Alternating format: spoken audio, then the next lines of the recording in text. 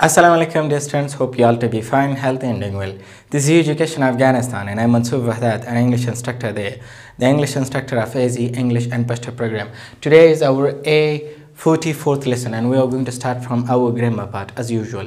In every lesson we have three parts as I mentioned in the lessons before, that the first part is grammar, the second part is word and the third part we discuss sentences there. Today we are going to talk about the remaining series that we had started. We had talked about tense, simple present tense, present perfect tense, present perfect continuous tense, and today is a turn of present perfect continuous tense.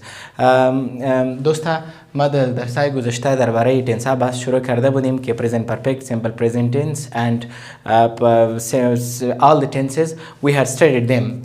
Today we are going to talk about a new tense by the name of present perfect continuous tense. امروز یک تنسی نو را بحث میکنیم که present perfect continuous tense نام داره.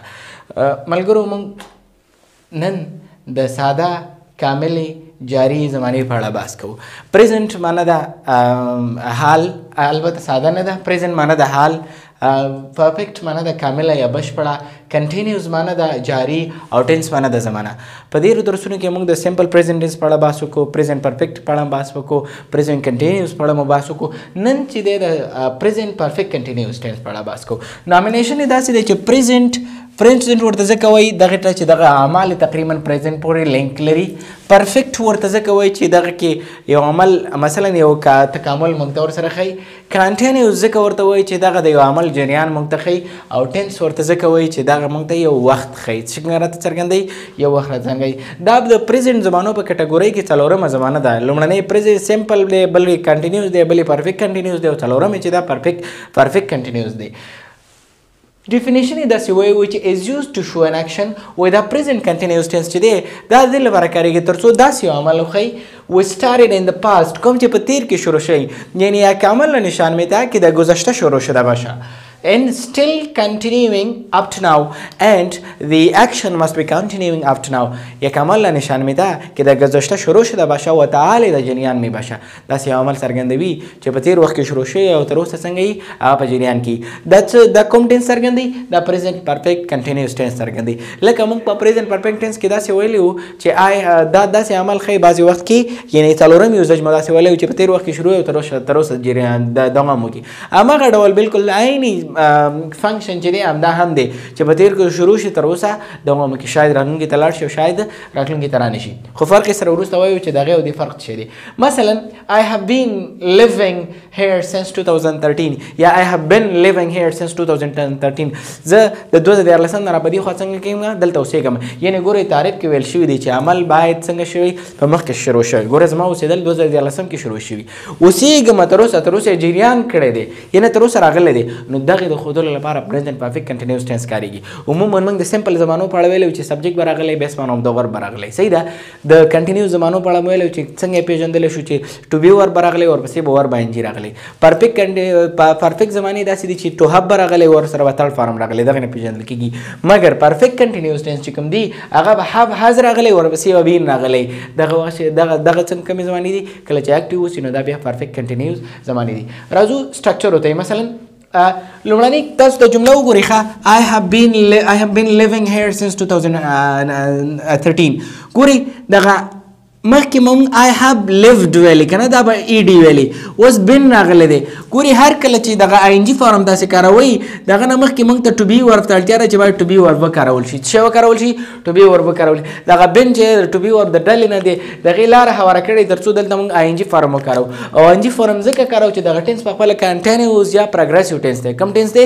کنټینیوس یا پروګریسیو، ځکه دا یو پروګرس ښیي، یو جریان ښیي.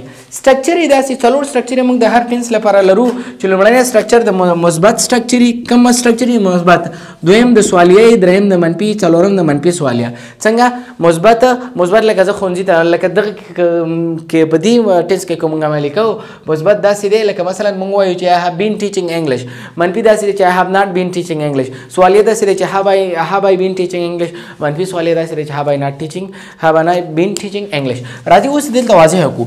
سبجیکټ باید لکه په هر ټینس کې چې کله موږ بحث کوو سبجیکټ د جملې جملې په پیل کې راځي په پازیټیو سنټنس کې سبجیکټ دی آی سبجیکټ راغلی دی څه سره راغلی دی آی سبجیکټ راغلی دی هب او هاز دا هب او هاز هغه مسله ده لکه پریزنت پرفیکټ ټنس کې چې مسله موږ بحث کړه چې چېرته سبجیکټ سنګولر هاز راځي که سبجیکټ پلورلی د آی په شمول باندې بیا څنګه راځي بیا هاف راځي اوس آی دی کنه یا که وی راغلی وی دی راغلی وی د ټول لپاره هاف کاریږي هی شیټ راغلی بیا هاف نه هاز کاریدو I have میو کرو بین دا بین مونږ ته پریزنت پرفیکټ کنټینیوس ټنس مونږ ته دا لکه دا کانسټنټ دی دا خامخا به کاریږي تر څو مونږ ته پریزنت پرفیکټ کنټینیوس ټنس څنګه کی فورم کی نو دا چې ټو بی ورب د نو وروسته کوم فورم راځي لکه ټو بی ورب چې کله وکاریدو دغه نو وروسته چې کله ورب راځي یا به ان جی فورم راځي یا به تھرد فورم اف د ورب راځي چې هغه په پیسیو کې راځي I have been teaching ګوري ټیچینګ انګلیش سبجیکټ دی ورپسې هاف هاز نه یو راخصل شوی هاف دی ورپسې بین دی ورباین جی دی ټیچینګ او انګلیش چې دی دا په خپل څنګه دی کمپلیمنټ او بخره کې پیریډ دی دا پازیټیو سنټنس و که چیرته دغه جمله موږ سوالیه کو تاسو ته مو ویل ګوره کله چې ټو بی ور بیا ټو هاف ور په جمله کې ګوري او دغه غواړي دغه جمله سوالیه کوي څنګه کوي سوالیه کوي دغه ټو بی یا ټو هاف که هاف هاز هډي که چیرته از ام آری واز وری د جملې سر ته راوړي جمله سوالیه شوله وروسته ترې ناټ راوړي جمله منفي شوله څنګه شوله منفي شو نو دلته په دې جمله کې تاسو اول کومکی پیل پیدا کوي کوم کومکی پیل پیدا کوي ګوري شاید په جمله کې درې کومکی پیلونه اوسېدلي وي څو کومکی پیلونه درې دا سبجیکټ دی نو کله چې درې کومکی پیلونه یا څلوري امدادي کوم چې سبجیکټ پسې دویم کومکی پیل راغلی دی دغه جملې سر ته ویسي جمله سوالیه کېږي دغه جملې نه وروسته دغه کلمې نه وروسته ناټ راوړي جمله منفي کېږي څنګه کېږي نو دغه دغه په واسطه باندې موږ انټروګیشن او نیګیشن دغه څنګه کولی شو ګوري دا ساده جمله ده مثلا که دا جمله I have been teaching English موږ یې سټرکچر ته ګورو نو په دې کې اول کومکی پیل نه پیدا کوو بین کومکی پیل له هاف کومکی پیل له اوس په دې بین او هاف کې کومکی پیل سبجیکټ ته نږدې دی هاف نږدې دی نو دا هاف د جملې سر ته راوړو ګوري هاف هم سر ته راوړي نو هغه جمله ده د دې نه تاسو بیرته دغه سټرکچر جوړول شي ګوري سټرکچر مطابق راځي هاف او هاز بیا سبجیکټ بیا بین بیا ور باندې او بیا کمپلیمنٹ د دې دا معنی ده I have been teaching English معنی زه د تدریس ورکولو باندې بوخت یم یعنی معنی چې له پخوانه بوخت یم تر اوسه پورې یو خو داسې دی چې I am teaching English هغه هم بوختېدلی ایو دا هم د چې بوختېدلی مګر دا په دې معنی چې له مخکې نه تر اوسه پورې یعنی یو جریان ورته ښیي د مخکې نه تر اوسه پورې ډیوریشن دی او هغې کې په قلو آن د سپاټ موږ بحث کوو سمه ده ښه بیرته دا جمله مثلا موږ منفي کوو ګورې هماغه جمله ده ما ویل وروسته ترې ناټ راوړي جمله منفي کېږي I have کومکی پیلونه پکې دوه دي لومړنی کومکی پیل کم یو دی هاف دی وروسته ترې ناټ راوړو جمله منفي شوه I have not been in teaching English زه انګلیسي نه تدریسوم یعنی د پخوا راهیسې تر اوسه انګلیسي نه تدریسوم او غواړي منفي سوالیه کې دغه سټرکچر دی چې هاف هاز کې به یو سر ته راوړي ورپسې به سبجیکټ راوړي بیا به ناټ راوړي او بیا به همدغه کوم سټرکچر چې دی د بین او د کمپلیمنټ همدغه به وکاروي صحیح ده دغه باندې جمله منفي سوالیه کېږي نو پریزنت پرفیکټ ټنس په سمپل کې موږ داسې ویلی شو پریزنت پرفیکټ ټنس پریزنت پرفیکټ کنټینیوس ټنس هغه زمانه ده کوم چې داسې عمل موږ ته ښایي چې په تیر کې شروع شي تر اوسه دوام کړي موږ غواړو دغه پریزنت پرفیکټ کنټینیوس ټنس وپېژنو هاو او هاز به راغلی ورپسې به بین راغلی ورپسې به ور باندې راغلی دغه پریزنت پرفیکټ کنټینیوس ټنس دی صحیح ده که چېرته داسې شکل نه درلوده بیا پریزنت پرفیکټ کنټینیوس ټنس نه دی په دغه کې ټو هاف وربس کارېږي هب هاز پکې کاریږي صحیح ده دغه هب هاز که تاسو جملې سر ته ویسو جمله سوالیه کېږي آگه امی هب هاز پس از امونات بیارین جمله خودش چی میشه منفی میشه پرزنت پرفیکت تنس عالمی فرق بین پرزنت پرفیکت تنس و پرزنت پرفیکت کنتینیوس تنس ما خوانده بودیم که همونجا در پرزنت پرفیکت تنس با هم سنس و فار به کار میکنیم همینجا در پرزنت پرفیکت کنتینیوس تنس هم سنس و فار به کار میکنیم مگر فرق در بینشان چیست پرزنت پرفیکت تنس فوکس شان چی میباشه فوکس شان با نتیجه و completion یک اکشن می باشه از present perfect tense مگر present perfect continuous tense که است ای فوکس شان به کل عمل که اجرا میشه با می باشه مثلا I have completed my lesson I have completed the focus of the sentence is on completion but if we say that I have been completing it means that there is no focus on its completion so there is focus on all the action فرق د present perfect tense او present perfect continuous tense سره دا دی چې present perfect tense چې دا په completion باندې فوکس کوي یعنی د عمل په اختتام باندې په پای ته رسیدو باندې او present perfect continuous tense چې دی دا چې کوي دا د عمل په completion باندې نه بلکې په ټول جریان باندې د عمل څنګه کوي فوکس د عمل ډیوریشن باندې دوی فوکس کوي نو دغه د دوی دوه ترمنځ فرق شو بیا د present perfect continuous tense او present continuous ترمنځ فرق یعنی present continuous present perfect continuous د دې ترمنځ فرق دا دی چې present continuous continuous tense on the spot عمل مثلا جریان خي چې اوس په جریان کې او present perfect continuous tense د دا معنی لري چې یو لینک د past نه تر اوسه پورې شته یعنی عمل په بخوا کې شروع شوی تر اوسه پورې جریان ولري مثلا زه وایم I am teaching English زه انګلیسي تدریسوم ګوره د دې معنی دا ده چې زه اوس لګیم انګلیسي تدریسوم I have been teaching English هم زه انګلیسي تدریسوم خو د دې معنی دا ده چې زه له پخوا راهیسې لګیم انګلیسي تدریسوم او دغه جریان د ښودلو لپاره موږ present perfect continuous tense کارولې so thank you it was the first part of grammar let's go to our second part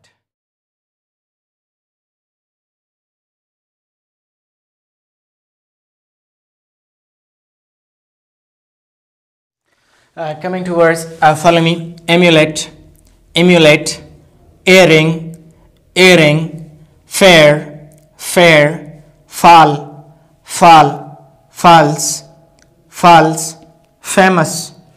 famous fantastic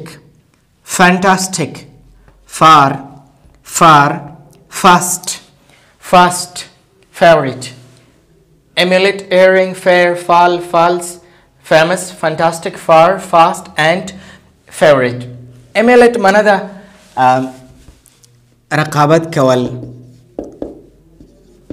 سیالی کول یا رقابت کردن for example emulate with your friends باید همراه دوستای خود رقابت کنی یا سیالی باید وکی airing माना دا غوغوالی ته ویل شي چې غوږ کې خودل کیږي I bought earrings ما چې واخیستل غوغوالی واخیستلی fair माना دا خ مناسب یا خیسته ته ویل شي یو څه چې ډېر ښه that is fair دا ښه دی یا مناسب دی فال माना دا غورځېدل څه माना دا غورځېدل یا لوېدل افتیدن مثلا you can say that the glass fell down ګلاس افتید یا ګلاس ولوېده false माना غلط مثلا for example you say that your answer is false یا false your answer is false جواب شما درست نیست یعنی غلط است famous माना دا مشهور نامدار for example the famous stars are first to literature from them one is رحمان بابا د رحمان بابا د پښتو د ادبیاتو یو مشهور ستوری دی fantastic माना دا حق پک کون کې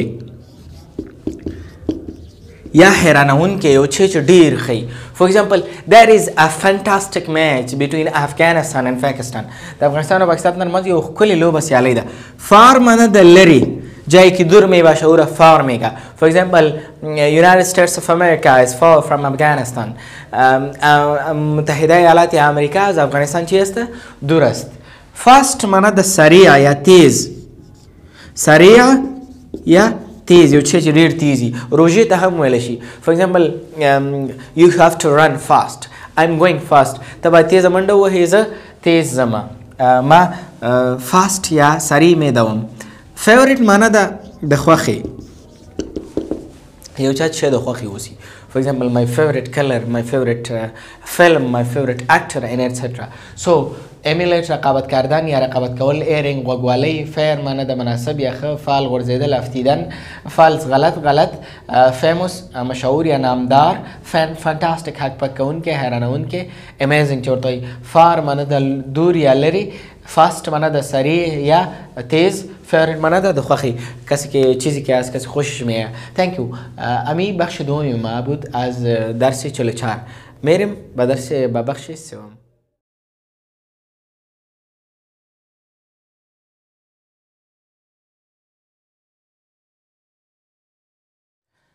coming to last part and today we have proverbs in our last part نن ملګرو په خرنۍ برخه کې proverbs یا متلونه لرو proverb په خپل متل ته وایي چې ته ویلی شي متل او چې اس ورسره جمع کړي نو متلونه شي follow me a strange horse is riding half a stage a strange horse is riding half a stage a joint pot does not boil a joint pot does not boil a hard gathering, a wide scattering.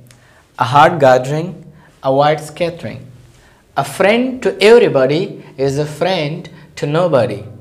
A friend to everybody is a friend to nobody. Adversity often leads to prosperity. adversity often leads to prosperity. A hungry belly has no ears. A hungry belly has no ears. As is an ass through laden with gold. A strange horse is red and half a stage.